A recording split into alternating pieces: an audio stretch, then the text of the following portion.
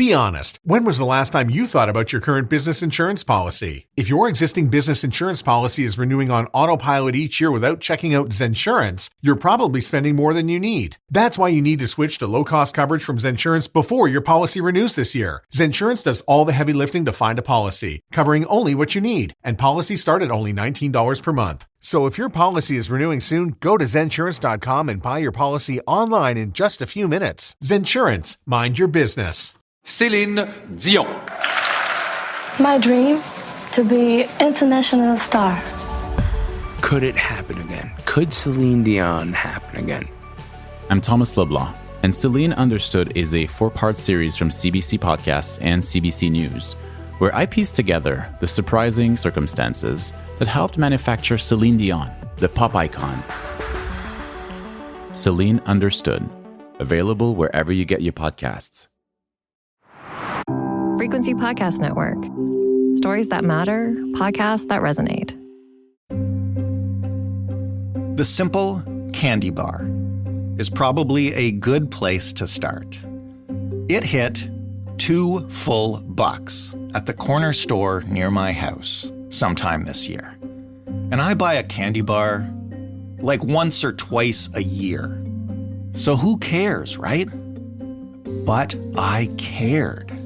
Even though I understood all the reasons for it, the tight margins, the supply chain issues, inflation, and everything else, I was still just mad.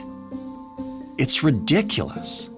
A regular-sized candy bar should cost no more than $1, maybe $1.25. And from that place, it is a very short leap to what are those fools in Ottawa doing? There are a lot of decent economic indicators for Canada right now. Inflation is finally under control. Interest rates are coming down in a hurry. Things are slowly getting better. But it doesn't feel that way when you fork over a toonie for a crunchy bar. This is the story of consumer rage and how it came to define this moment in Canadian politics. Economics are supposed to be hard, cold numbers with no room for your feelings. It turns out, sometimes, not so much. I'm Jordan Heath Rawlings. This is The Big Story. Ira Wells is a Toronto-based writer who examined the politics of inflation and consumer rage in The Walrus. Hello, Ira. Hello, thanks for having me. You are most welcome, and I think we should start with examples because I'm sure everybody listening has one. First, you tell me about your sandwich, and I'll tell you about my lunch, and everybody can imagine their own example of consumer rage.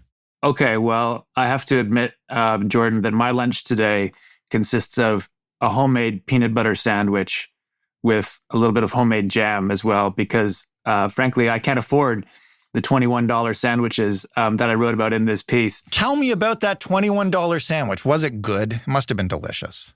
I have no complaints. It was a very fine sandwich, crafted by a true artist of the form.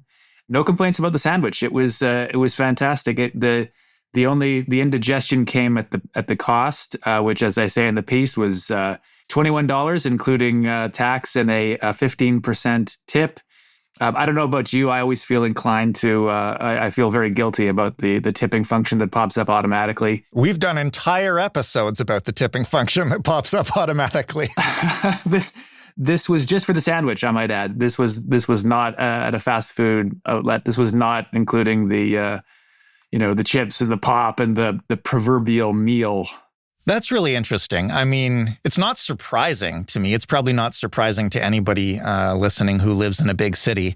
I will tell you a story about a wonderful little authentic Korean street food place that is around the corner from our work. And I always used to consider it the height of indulgence to get lunch there because they make this incredible dish, but it costs $20 all told, again, without a drink or anything like that. And 4 or 5 years ago, when I would get it maybe once a month, it was a true indulgence. But now I might as well have the authentic Korean street food every day because a pad thai at Thai Express is $21. A combo at A&W is $18.99, Ira. Yeah, no, exactly. The price of a McDonald's meal can now put you back almost $20, which, I'm 43 years old. That was McDonald's was sort of the thing that everyone could afford when I was growing up, and it was a sort of benchmark of an expensive meal. But it's really the price of everything, right? It's not just food. This is the stuff that we see on a more regular basis. But the big ticket items are also creeping up. The price of a new car, an average new car in Canada? $67,817. $67,000. Oh my gosh. Which again, I come from a time where that's you got to be getting some serious luxury for $67,000. I mean, that should be like a Jaguar or a fancy BMW or something. But this is the average car in Canada is now costing almost $70,000. Okay, so, everybody knows, and as you mentioned, it's not any one thing. We've been dealing with inflation for a few years, and actually the rate of inflation is coming down, and we can talk about whether or not that matters in a little bit. But what I want to ask you first is, because you get at this really well in the piece, is, we all understand about inflation. We know we've been dealing with it, but why does it feel different when it hits you in places like McDonald's or a sandwich shop? I think it has to do with the sort of quotidian, everyday aspect of it. And it flies in the face of the evidence, right? Because the economists will tell you that inflation hits hardest in terms of sheer dollar value in those big ticket prices. Right. In the new cars, in those big expensive things are where you're really going to pay much more in terms of inflation. But it's the little things. It's the olive oil that's gone up, doubled in the last couple of years, or, the price of food overall, and I don't mean in terms of restaurant food, but groceries. Canada's food price report, which comes out yearly, tells us that the average family of four can expect to spend just a little over $16,000 on groceries, which is up by about $1,000 from the year before, and is predicted to go up by almost another $1,000 next year. So obviously there's the grumbling about the cost of these things is a fact of life. I can certainly remember my grandparents recalling how in the olden days you could buy a bottle of Coke for 10 cents or what have you, but right. It's just kind of everywhere. And it's these daily quotidian things that are just serve as a kind of constant reminder in the back of your mind. And I think it gives people the feeling that they are out of control or that they have no control over their finances. And this is, historically speaking, over the long haul, not an entirely new phenomenon. But maybe if you could just kind of define, quote unquote, consumer rage for us, and how does it have that history of boiling over occasionally? Yeah, so consumer rage is a thing. I don't know if there's a standard sociological definition, but it exists, and politicians know it exists when it rears its head. And there are many examples throughout history where consumers have just snapped after a period of docility. And I learned a little bit about this as I was researching the piece for The Walrus, about how, when you think of the 1960s, you think of these big social movements and protests that were rocking major cities across the U.S., the Vietnam War, Stonewall, and so on, all the social turmoil. But there was also one called the Housewife Revolt. Not language that we would use today, but right. This happened in 1966 when there was a middle-class woman who the media referred to as Mrs. Paul West, who had apparently noted that the price of olives had shot up 4 times in the course of a month. She took issue with this and approached the management and raised her concerns, and they essentially told her to go back to the cooking and leave the pricing to the experts. And Mrs. West didn't like this very much and started organizing, and eventually started this with the media called the Housewives Revolt, where there were hundreds of women with placards in the streets, and many thousands of others were participating in different ways and boycotting all of the major grocery retailers in Denver. And by the time they were through, the stores had dropped their prices by as much as 20%. So it does creep up. The Housewives Revolt was one example. If you look around the world, and this is news that doesn't get reported all that much, at least I wasn't aware of it until I really started researching, but there were serious marches and global protests over inflation and the cost of food, the cost of energy over the past few years. 140,000 people marched in Paris over the cost of essential goods and rent and so on.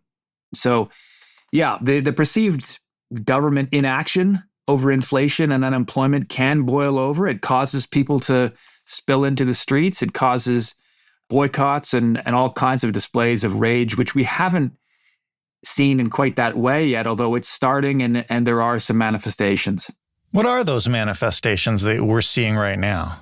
Well, one example is a Reddit group called Loblaws is Out of Control. Right. Which currently has more than 100,000 members.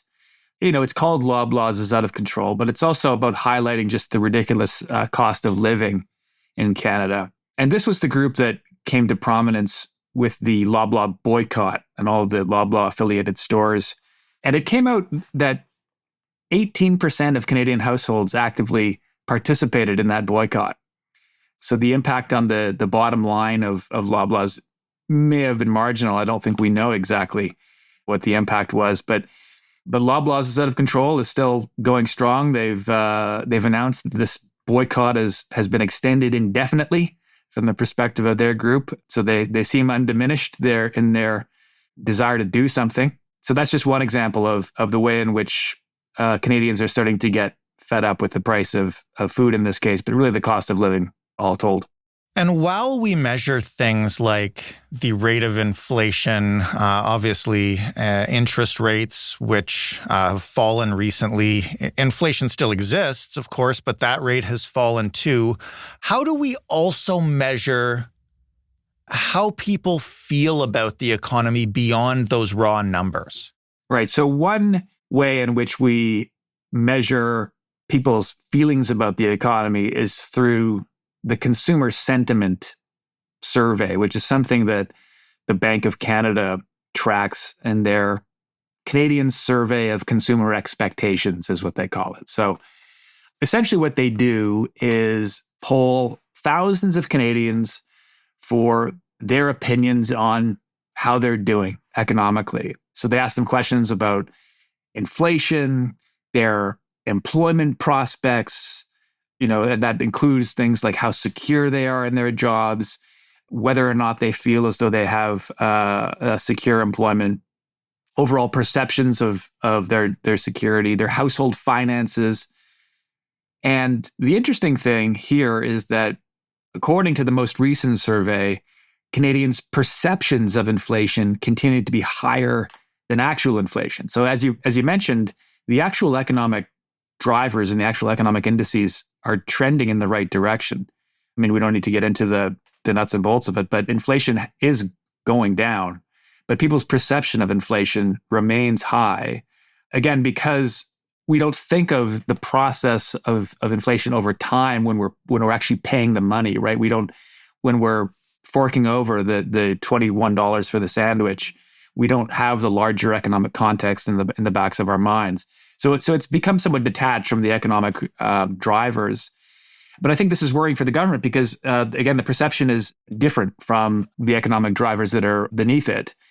So we all understand that there was this labor shortage during and immediately after the pandemic. But now we seem to be in this new era of job cuts and difficulty in finding work. That is very much the perception that comes across in this consumer expectation survey. So people are feeling pretty grim about the economy. And when you ask people today about their prospects for the future, they will tell you that they expect to be worse off a year from now than they are today. And that perception really spells trouble for the Liberals. Céline Dion. My dream, to be international star. Could it happen again? Could Celine Dion happen again? I'm Thomas Leblanc, and Celine Understood is a 4-part series from CBC Podcasts and CBC News, where I piece together the surprising circumstances that helped manufacture Celine Dion, the pop icon. Celine Understood, available wherever you get your podcasts. In general, and I'm talking here about, going back a few decades, how does consumer sentiment typically show up politically? Yeah, that's a great question. And I don't know if there's any sort of direct relationship at the polls between consumer sentiment and voting behavior. There's an old adage that's constantly in the headlines of "it's the economy, stupid." Right. But the degree to which we can disentangle the actual economy, insofar as that exists beyond our perception of the economy, I think that would be hard, given everything else jangling around in the mind of a voter in a voting booth. I think it may be hard to disentangle the perception of an economy from the economy. I mean, my understanding is that there's a body of evidence that points to the relationship between inflation and other economic indicators and voting behavior. But I don't know the degree to which consumer sentiment can be pulled out of that equation, especially with everything else that's feeding into these overdetermined contexts. Like, for instance, how long the governing party's been in power and all of the other conditions that underlie the situation in which someone casts a vote. Well, that's why I wanted to ask you about what we're seeing in the federal polls, because clearly the Conservatives, whether or not consumer sentiment can kind of be attributed to voting intention or not, clearly the Conservatives have been able to harness this kind of consumer rage a bit. How have they managed to do that so effectively when it is kind of such a nebulous concept in politics in general? Yeah, well, I think they've done it through making it, first of all, the centerpiece of their message that shows up in the sort of "axe the tax" slogan and in other ways, but also just through the simplicity of that message and through repetition of it. I mean, under Pierre Poilievre, the Conservatives have made the affordability crisis a central plank of their pitch to Canadians. You may remember last fall when Poilievre argued on the floor of the House of Commons that you can buy a castle in France for a lower cost than a middle-class home in Ontario. It raises a question that I've thought about, which is the degree to which people's attachment to Canada may be more contingent than we might hope. I mean, we think of ourselves as proud Canadians, and in some contexts, we might think of ourselves as proud Torontonians or proud Montrealers or Calgarians or Vancouverites.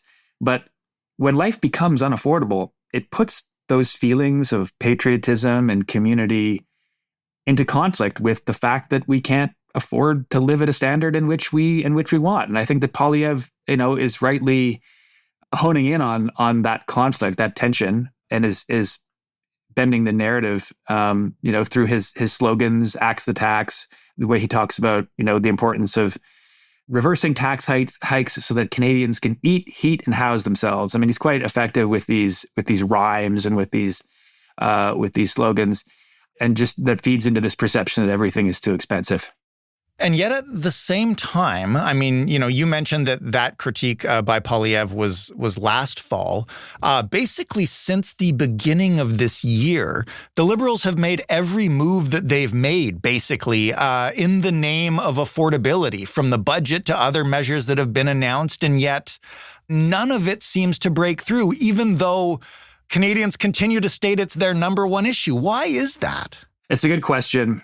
And sadly for the Liberals, I think there are two answers to this. One is that the policies that they are putting in place now won't be fully felt and reckoned with for some period of time, beyond which we'll have had the election. So we, in terms of the government's new spending, whether or not that will prove beneficial to Canadians in our pocketbooks and in our sort of daily cost of living scenarios, we won't know that for a year, 2 years, however long this will all play out. But people are mad now, right? People's finances are feeling out of control. And that's the second issue, is that it just goes to this sense of perception. It's something that we're reminded of every day. each quotidian purchase, each rent and mortgage payment. I mean, you may know of, I certainly do, of middle-class homeowners over the last couple of years whose mortgages shot up to the point where they actually moved out. They didn't sell the house, but they moved in with family members and rented their homes out to collect the rental money, which of course drives up the rental market as well, but because they can't afford to live in their own homes. And this was not an isolated occurrence. And this simmering anger will find a political outlet. And a government, is therefore, to some degree, is left in the position of arguing against Canadians' perceptions of the economy, their own experience, forced perhaps to say that, well, things aren't as bad as they seem, or things will get better. And that's a tough sell to Canadians when they can't afford to make their rent payments tomorrow. Here's my last question about the Liberals. Do they have some blame to take for the everything is so expensive attack? I mean, inflation went up all over the world, right? This was not just Canada that's been struggling with it. What has their role been in contributing to high prices? Right. So Trudeau will say that he's had no role in it, or certainly diminished the role in it. He'll say, as you just said, that inflation has gone up all over the world. You can point to those protests that are happening all over the place. But Trudeau does wear some of the blame, or rather his government wears some of the blame. So for example, the price of rent, which has gone up dramatically over the last number of years, stems from the fact that the national vacancy rate has plummeted to about 1.5%. So it was twice that rate in 2020 and 2021, and it's gone down significantly. I haven't looked recently, but I think in the city of Toronto, the vacancy rate is like almost nil. Like it's like 0.5% or something like that. So when there's no housing stock on the rental market, that has downstream impacts. Rent growth averaged around 3% a year, 2.8% between 1990 and 2022. So rent growth was around 2.8% in those years. Since October of 2022, it's ballooned to about 8%. So it's rocketed up, and that has far surpassed both inflation and wage growth, and contributed to the affordability crisis. And if you ask the Canadian Mortgage and Housing Corporation, they'll tell you that this increased rental demand has been driven by a surge in immigration and by post-secondary students. And that is something that falls under the government's, this is in line with immigration targets that the government has set and lived by. So, for example, the net immigration to British Columbia grew by about 56% between 2022 and 2023. The national population, and these are numbers coming from the Royal Bank of Canada, the national population grew by over 3% in 2022-23, which is the highest in decades. And again, this reflects the government's own targets in terms of immigration. Now, of course, there's a broader philosophical question to be had over immigration, and then I'm just reporting numbers from the Bank of Canada, for example. Right. So it's not to say no one is saying that immigration is good or bad, but when your population exceeds your housing stock, there's a fairly predictable consequence in terms of price, and we're now witnessing what that looks like. So I guess lastly, what comes next? And what I'm trying to ask about this is, where does this consumer rage go? And I'm just going to, let's say for the sake of assumption, and because we look at the polls, that the Conservatives win the next election, whether that's later this year or next year, and your $21 sandwich doesn't drop in price, like nothing's going to drop in price. What happens to that consumer rage? Where does it get directed to Poilievre then immediately? Like, where does it go? That is an excellent question. I don't have a crystal ball, and prophecies are obviously perilous. But ironically, people's perceptions of the first number of months of Poilievre's government will largely hinge on what the Liberals are doing right now. So, for example, one of the ways in which the Liberals have been trying to bend down the cost of rent is through their limiting of international student numbers, for example, where the government really finds itself between a rock and a hard place, where they have set hard limits on the number of international students which post-secondary institutions can admit in an attempt to bring down the competition for the rental market. Universities then say that the government is significantly hampering their ability to balance their budgets through international funds. So international tuition was many orders of magnitude more than domestic tuition. And as provincial funding has fallen for universities, universities have made up the bottom line with international funds. And so universities are now saying that the government's attempts to limit international students are really tarring Canada's reputation abroad, that we're shooting ourselves in the foot. It's going to take a generation to pull ourselves out of this hole that the government is putting us in terms of our international standing for post-secondary education. So we're trapped between a rock and a hard place. How it all plays out is really anyone's guess. I mean, but my point is that if that is effective, if the limiting of the international students has a positive impact on the rental market, that will show up presumably under Pierre, if the polls are right, under Pierre Poilievre's term, and he may very well take credit for it. So it's messy. These things are in the realm of perception as much as they are in the realm of reality.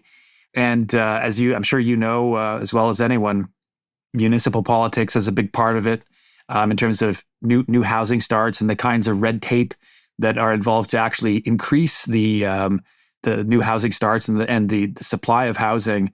That's not a straightforward federal matter. And the degree to which Poilievre will try and take credit for or be burned by change that doesn't happen, it's going to be a fascinating part of the next 4 years.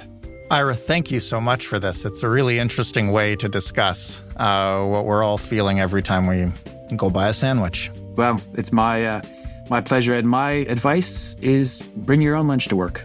That's perfect advice. Thanks again. Thank you. Ira Wells, writing in The Walrus. That was The Big Story. For more from us, head to thebigstorypodcast.ca. I would love to hear your examples of consumer rage, sticker shock, whatever you want to call it. Candy bar is great. Sandwiches are great. If you want to send them in, we'll add them to the list for our next feedback episode. The way to do it, as you may well know, is emailing us. hello@thebigstorypodcast.ca is the address, or by calling us and leaving us a voice message, 416-935-5935. And remember, if you want us to, give us permission to use your voice on the show. The Big Story is available in all of your favorite podcast players, including Seeker, Seekr, and it's on your smart speaker. Just ask it to play The Big Story podcast. Thanks for listening. I'm Jordan Heath Rawlings. We'll talk tomorrow.